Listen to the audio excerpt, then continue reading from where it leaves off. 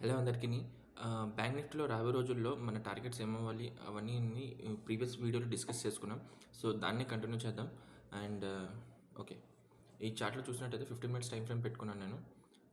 ఇదంతా కొద్దిగా క్లియర్ చేస్తున్నాను. బట్ ఆల్రెడీ ఇంతకుముందు ఇది 29థ్‌ది అది కూడా వీడియో క్రియేట్ చేశాను. అండ్ 30థ్‌ది అనాలిసిస్ చేసి కూడా చెప్పాను. బట్ 30థ్‌లో నేను ఇక్కడ మెన్షన్ చేసింది ఏంటంటే ఫైనల్ పాయింట్‌లో 53313 ఏదైతే ఈ లో ఉందో, ఈ క్యాండిల్ లో బ్రేక్ అయినట్టయితే మనం ఒక 1200 పాయింట్స్ ఆల్మోస్ట్ 52,000 లెవెల్ వరకు మనం ఎక్స్పెక్ట్ చేయొచ్చు.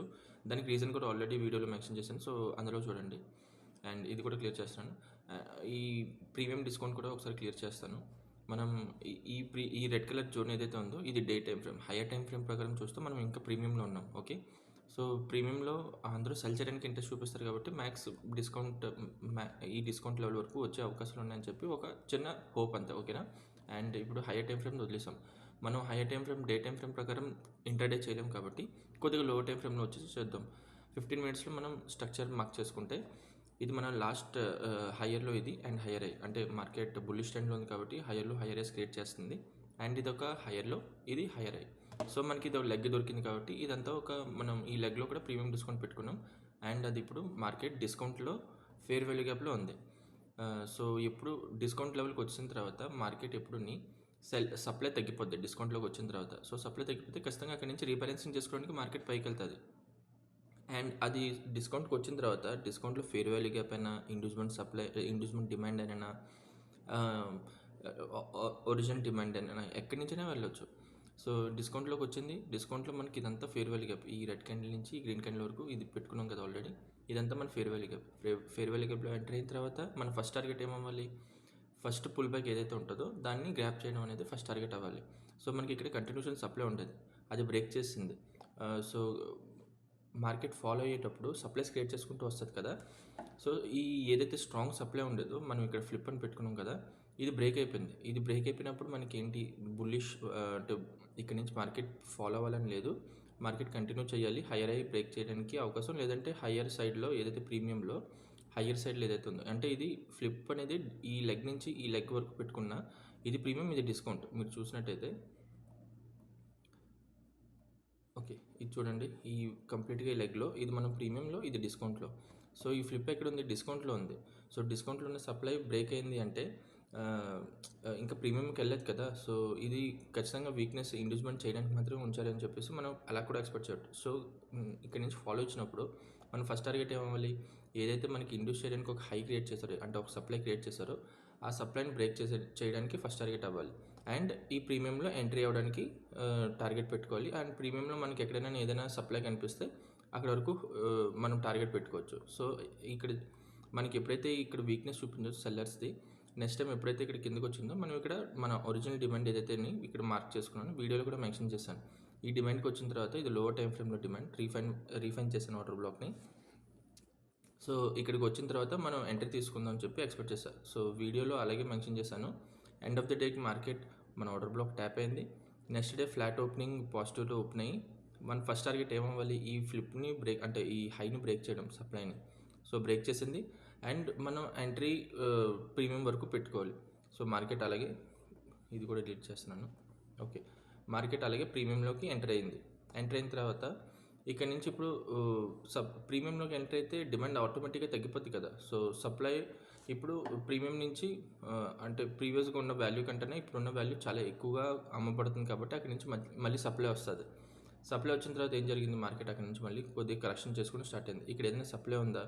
ఇది ఒక ఇన్వాలిడ్ పుల్ బ్యాక్. బట్ ఇక్కడ అంటే ఇక్కడ నుంచి బయర్స్ అనేది స్ట్రాంగ్గా తీసుకుని వెళ్ళారు. ఇందుకు మీరు చూసినట్టయితే 28న లాస్ట్ సెల్లింగ్ అయింది ఈ క్యాండిల్లో.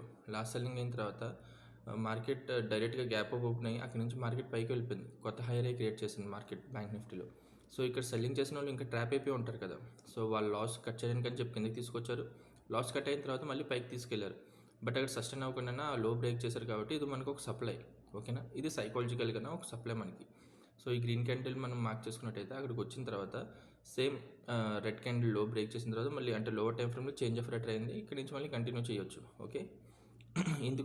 ఎందుకంటే ఇక్కడ కూడా చూడండి, లాస్ట్ సెల్లింగ్ చేసినప్పుడు వీళ్ళందరూ ఇక్కడ ప్రాఫిట్లో ఉన్నారు. నెక్స్ట్ డే మళ్ళీ గ్యాప్ అప్ ఓపెన్ అయిన తర్వాత సెల్లర్స్ ఇంకా కాంట్రాక్ట్ ఎగ్జిట్ అవ్వలేదు.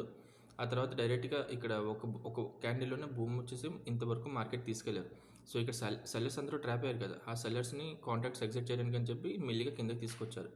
సో ఇదంతా మనం ఒక స్ట్రక్చర్లో, ఇంటర్నల్ స్ట్రక్చర్లో మాట్లాడుకుంటాం.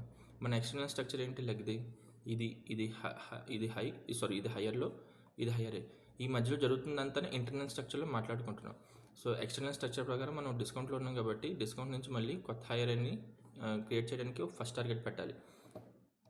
బట్ ప్రాబబిలిటీ 1 ఏంటంటే, ఎప్పుడు డిస్కౌంట్లో అంటే ఇప్పుడు మనం బుల్లిష్ ట్రెండ్లో ఉన్నాం కాబట్టి బుల్లిష్ ట్రెండ్ ప్రకారం మాట్లాడుకుందాం. బుల్లిష్ ట్రెండ్లో ఉన్నప్పుడు ఫెయిర్ వాల్యూ గ్యాప్లో నుంచి కానీ చేంజ్ ఆఫ్ క్యారెక్టర్ చేసింది అంటే ఓకేనా, ఫస్ట్ టార్గెట్ మంది అవ్వాలి. ఫస్ట్ సప్లై ఏదైతే ఉందో, ఫస్ట్ పుల్ బ్యాక్ సప్లై ఏదైతే ఉందో, ఇది మనం సప్లైని మార్క్ చేసుకున్నాం, అది ఫస్ట్ టార్గెట్ అవ్వాలి. ఓకే, అండ్ సెకండ్ టార్గెట్ ఏదైనా సప్లై ఉంటే దాన్ని హోల్డ్ చేస్తూ అక్కడి నుంచి హోల్డ్ చేయకుండా పైకి వెళ్తుందంటే ఇంక కంటిన్యూస్గా కొత్త హైయర్ క్రియేట్ చేస్తుందని చెప్పి. ఓకే, ఇది ఫస్ట్ ప్రాబబిలిటీ. ఎప్పుడు ఫెయిర్ వాల్యూ గ్యాప్ నుంచి కానీ మనకి చేంజ్ ఆఫ్ రేటర్ చూపిస్తే first target, first supply break అవ్వాలి. ఓకే, అది బ్రేక్ అవుతుంది. అది even proper valid higher lower high అయినా అది బ్రేక్ అయిపోద్ది. ఎందుకంటే అది గ్రాప్ చేయడానికి ఇక్కడ డిస్కౌంట్లోకి వచ్చిన తర్వాత ఎవరు ఇంట్రెస్టెడ్ ఉంటారు సెల్లింగ్ చేయడానికి. సో ఖచ్చితంగా ఏదైతే సప్లై క్రియేట్ చేస్తుందో దాన్ని బ్రేక్ చేస్తుంది. సో ప్రాబిలిటీ నెంబర్ 2 ఏంటంటే, ఈ హైయర్ హై ఎక్కడి నుంచి రావట్లేదు. సో అందుకే ప్రాబిలిటీ 1 మాట్లాడుతున్నాను. ఈ హైయర్ హై ఎక్కడి నుంచి రావట్లేదు కాబట్టి ఈ ఫెయిర్ వాల్యూ గ్యాప్ మళ్ళీ కొత్త హైయర్ హైని క్రియేట్ చేయొచ్చు. సెకండ్ ప్రాబిలిటీ ఏంటంటే, ఇది ఫెయిర్ వాల్యూ గ్యాప్ నుంచి మాత్రమే చేంజ్ ఆఫ్ రేటర్ చూపిస్తుంది.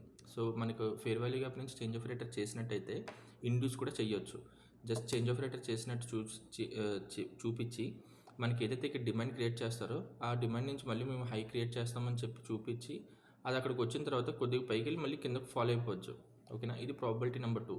సో ఇప్పుడు మనకి ఏం చూపిస్తుందంటే, ఫస్ట్ టార్గెట్ మనకి ఈ సప్లై ఏదైతే ఉందో అది బ్రేక్ చేసింది. బ్రేక్ చేసిన తర్వాత ఎక్కడి నుంచి ఫాలో అవుతుంది, లాస్ట్ బయింగ్ ఏదైతే జరిగిందో అక్కడి నుంచి మార్కెట్ కంటిన్యూస్గా ఫాలో అవుతుంది. అండ్ ప్రీవియస్ ఏదైతే ఫెయిర్ వాల్యూ గ్యాప్ నుంచి పైకి వెళ్ళిందో దాన్ని బ్రేక్ చేసింది. సో ఇక్కడ ఏంటి, నెగిటివిటీ ఇంకా ఉంది, అంటే సెల్లింగ్స్ ఇంకా కంటిన్యూ చేస్తుంది. ఎక్కడి వరకు వెళ్ళడానికి, ఈ ఫెయిర్ వాల్యూ గ్యాప్ నుంచి కంటే కింద ఏదైతే మన ఆర్డర్ బ్లాక్ ఉందో, ఇది మెయిన్ ఆర్డర్ బ్లాక్ ఏదైతే ఉందో ఇక్కడి వరకు రావడానికి మనకి టార్గెట్ చూపిస్తుంది. సో ఈ ఫెయిర్ వాల్యూ గ్యాప్ నుంచి ఈ లో బ్రేక్ అయిపోయిన తర్వాత ఇప్పుడు మనకి ఇది కూడా ఒక ఇంటర్నల్లో ఇక్కడ ఉన్న లిక్విడిటీస్ అన్నీ కలెక్ట్ చేసుకుని కదా కొత్తగా ఇంకో లో క్రియేట్ చేసింది. సో మనకి ఇంటర్నల్లో ఇదొక హై, ఇదొక లో. ఓకేనా, సో దీన్ని కూడా నేను ప్రీమియం డిస్కౌంట్ పెట్టుకున్నాను. ఓకే, దీన్ని కూడా నేను ప్రీమియం డిస్కౌంట్ పెట్టుకున్నాను. ఇప్పుడు మార్కెట్ ఇక్కడ నుంచి మళ్ళీ లో టైం ఫ్రేమ్లో చేంజ్ ఆఫ్ రేటర్ చేసి మళ్ళీ పైకి వెళ్తుంది. పైకి వెళ్తే ఎక్కడి వరకు వెళ్ళింది, ఇప్పటివరకు ఇంకా ప్రీమియంలో ఎంటర్ అవ్వలేదు. అండ్ ప్రీమియంలో మనకి ఏమైనా ఫెయిర్ వాల్యూ గ్యాప్ కానీ సప్లై కానీ ఉన్నట్టుంది చూద్దాం అనుకుని చూస్తే ఇక్కడ మనకు ఒక సప్లై ఉంది. ఓకే, ఈ క్యాండిల్ ఏదైతే ఉందో ఇది మనకు ఒక supply.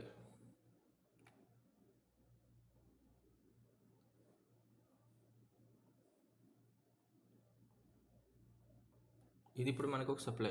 In case market next day అంటే మండే కానీ మార్నింగ్ ఓపెన్ అయిన తర్వాత పాజిటివ్ ఓపెన్ అయినా ఈ సప్లై కానీ రెస్పెక్ట్ చేసిందంటే మనం ఇక్కడ నుంచి ట్రెండ్ కంటిన్యూ చేస్తాం. ఫస్ట్ టార్గెట్ ఈ లోన్ బ్రేక్ చేయడం, అండ్ సెకండ్ టార్గెట్ ఏదైతే ఉందో ఈ ఫెయిర్ వాల్యూ గ్యాప్లో మనకి లోవర్ టైం ఫ్రేమ్లో ఎక్కడైనా ప్రాపర్ వ్యాలిడ్ డిమాండ్ ఉందా అని. సో నాకైతే ఇక్కడ ఎక్కడేం కనిపించట్లేదు. సో ఇది ఒక ఇండివిజువల్ డిమాండ్. ఈ రెడ్ క్యాండిల్ ఏదైతే ఉందో లాస్ట్ సెల్లింగ్ ఇక్కడ జరిగింది కదా, ఈ లాస్ట్ సెల్లింగ్ క్యాండిల్ ఇక్కడ జరిగింది.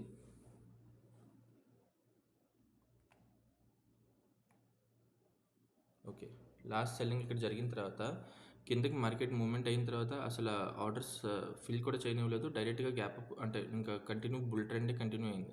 సో ఇక్కడ ఆర్డర్స్ ఇంకా పెండింగ్లోనే ఉన్నాయి సెల్లింగ్ చేసేటోళ్ళు. సో వాళ్ళ లాస్ ఇంకా ఎగ్జిట్ చేయలేదు. సో సెకండ్ టార్గెట్ మనకి ఫెయిర్ వాల్యూ గ్యాప్లోనే కిందన ఈ లో బ్రేక్ అయిన తర్వాత ఈ లెవెల్కి రావడం సెకండ్ టార్గెట్ పెట్టుకోవాలి. అండ్ థర్డ్ టార్గెట్ ఈ డిమాండ్ హోల్డ్ చేస్తుందా అని అంటే హోల్డ్ చేయదు. ఎందుకంటే ఆల్రెడీ మార్కెట్ కంటిన్యూ అవ్వాలనుకుంటే ఫెయిర్ వాల్యూ గ్యాప్ నుంచే కంటిన్యూ అవ్వాలి. ఈ ఆర్డర్ బ్లాక్ ఏదైతే కనిపిస్తుంది మనకి హయ్యర్లో అనేది, ఈ ఆర్డర్ బ్లాక్లో జస్ట్ ఇండ్యూస్ మాత్రమే చేస్తుంది. అంటే ఇక్కడికి వచ్చిన తర్వాత కొద్దిగా పైకి వెళ్ళి అక్కడి నుంచి లో బ్రేక్ చేసేస్తుంది. ఎందుకంటే ఇది ఎక్కడ ఈ హయ్యర్లో ఎక్కడ ఏంటంటారు దాన్ని, ఇది దేనికి కారణం కాదు, జస్ట్ ఒక ఆపరేటర్ లాస్ మాత్రం కట్ చేయడానికి కిందకు వచ్చింది. ఇదేం స్ట్రాంగ్ డిమాండ్ కుదరలేదు. సో మార్కెట్ ఇక్కడికి వచ్చిన తర్వాత ఇండ్యూస్ చేసి మళ్ళీ కిందకి ఫాలో అవ్వచ్చు, ట్రెండ్ రివర్సల్గా చూపించవచ్చు. సో మనం ఇంటర్డేలో టార్గెట్స్ తీసుకోవడానికి అయితే ఇదే రీజన్స్, ఎక్కడెక్కడైతే ప్లాన్ చేసుకోవాలో. ఎందుకంటే ఆల్రెడీ మార్కెట్ సెల్లింగ్ సైడ్గా చూపిస్తుంది. సో రేపు మార్నింగ్ గ్యాప్ అప్ ఓపెన్ అయిన తర్వాత ఈ సప్లై హోల్డ్ చేయాలి. అలాగని చెప్పి పైన ఇంకో సప్లై ఉంది కదా అని చెప్పి ఈ సప్లై అంత స్ట్రాంగ్ సప్లై కాదు. సేమ్ ఇక్కడ ఇప్పుడు నీకు డిమాండ్ ప్రకారం ఎలా చెప్పాను ఇది స్ట్రాంగ్ డిమాండ్ కాదు అనేది, సేమ్ ఇది కూడా జస్ట్ ఆపరేటర్ లాస్ కట్ చేయడానికి మాత్రమే ఇక్కడికి వచ్చిన తర్వాత మార్కెట్ రిజెక్షన్ తీసుకుంది. ఓకే, సో అందుకే ఇది కూడా ఒక స్ట్రాంగ్ సప్లై కాదు. హోల్డ్ చేస్తే ఇక్కడే హోల్డ్ చేయాలి, ఎందుకంటే ఇక్కడ ఎక్కడ ఫెయిర్ వాల్యూ గ్యాప్ లేవు ఇంకా. సో రేపు నేను ఎక్స్పెక్ట్ చేసింది ఏంటంటే మార్కెట్ అనేది ఇప్పుడు ఇక్కడ ఉంది కాబట్టి మార్కెట్ రేపు ఓపెన్ అయిన ఆల్మోస్ట్ ఈ గ్యాప్ వరకు అంటే ఈ సప్లై వరకు మనం 300 to 350 పాయింట్స్, మ్యాక్స్ 400 పాయింట్స్, 350 నుంచి 400 పాయింట్స్ వరకు మనం ఎక్స్పెక్ట్ చేయొచ్చు మూమెంట్ ఉండొచ్చు అని చెప్పి. గ్యాప్ అప్ ఓపెన్ అయిన తర్వాత కూడా ఈ సప్లై హోల్డ్ చేసి మనకి lower time frame change of rate ఇచ్చినట్టయితే మన టార్గెట్ లోవర్ లోన్ క్రియేట్ చేసి, అంటే ఈ కొత్త లోన్ బ్రేక్ చేసి కొత్త లోవర్ హై క్రియేట్ చేయడానికి ఎక్కువ ప్రాబిలిటీస్ ఉన్నాయని చెప్పి నేను ఎక్స్పెక్ట్ చేస్తున్నాను. సో ఇది ఇప్పుడు నేను ఎక్స్ప్లెయిన్ చేయాల్సింది. కమింగ్ డేస్ మండే కానీ ట్యూస్డే కానీ టార్గెట్స్ అయితే ఇవే పెట్టుకుంటున్నాను నేను. సో వెయిట్ చేసి చూద్దాం. Thank you.